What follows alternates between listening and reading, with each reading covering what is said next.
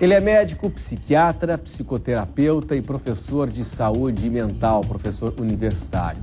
O nosso convidado hoje lançou um livro recentemente e neste sábado estamos na companhia do autor do livro Os Outros que Somos.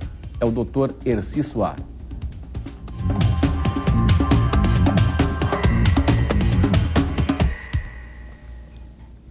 Conversas de sábado aqui na TV Com, Dr. Erci Soar.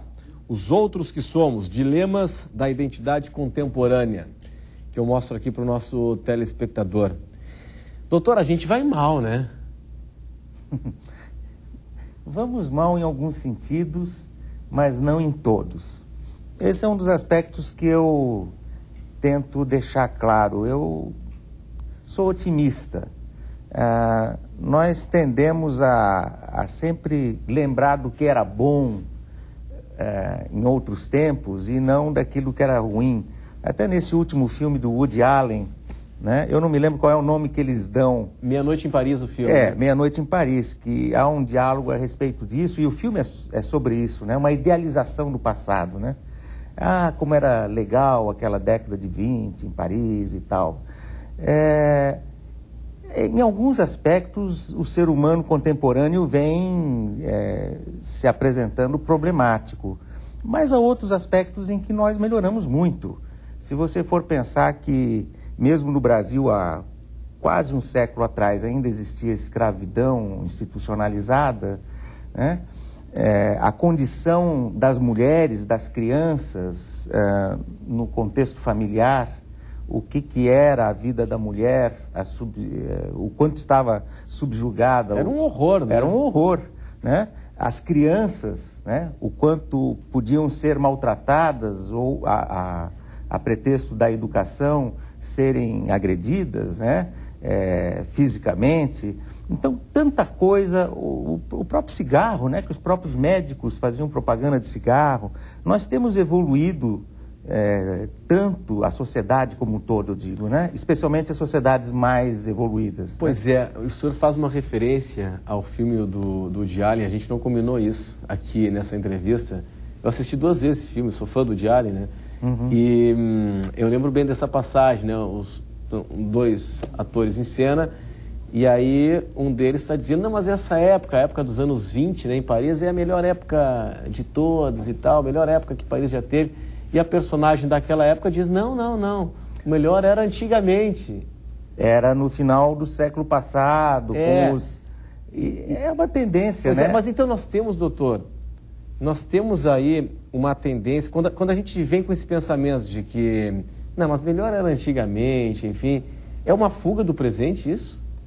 Olha, a neurociência explica um pouco isso. Há uma tendência de se esquecer experiências ruins, né?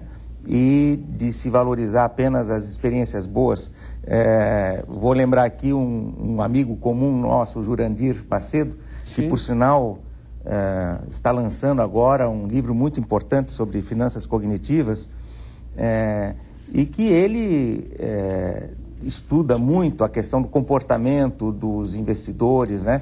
Como a pessoa acaba esquecendo dos investimentos perigosos e das enrascadas em que entra e confia excessivamente na sorte ou no seu tato ao fazer novos investimentos. Então, há mecanismos aí que são estudados até e que explicam um pouco o quanto a gente nega as experiências ruins passadas e se fixa mais nas positivas.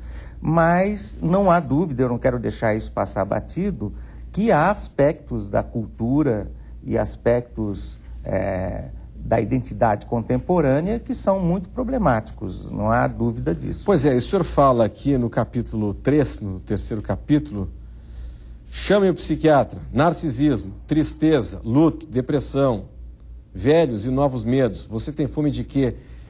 A sociedade está mais agoniada, ansiosa, angustiada hoje? Infelizmente, a gente não pode afirmar com uma precisão científica, porque não temos o parâmetro, né?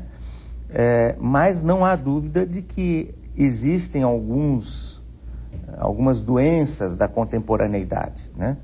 A ansiedade, a depressão estão aí sendo diagnosticadas, sendo tratadas, sendo identificadas, enfim, ganhando espaço na mídia. Você veja quantas capas de revistas semanais são dedicadas a esses temas de saúde mental. Sim. A depressão hoje já é o segundo maior problema de saúde pública e acredita-se que vai se tornar o maior problema de saúde pública, né, muito em breve.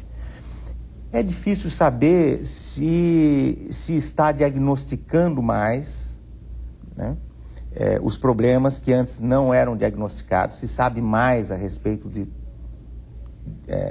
depressão, de transtorno bipolar. A medicina hoje tem recursos e conhecimentos para fazer o diagnóstico que antes não tinha. Então, quando eu escrevo Chamem o Psiquiatra, porque hoje nós somos chamados para dar opinião em todas as situações do dia a dia. Inclusive, estávamos lembrando aqui que da minha participação no Conversas Cruzadas a respeito daquele rapaz que atirou na escola, né, no Rio de Janeiro. De fato, nem sempre a gente tem a resposta para isso.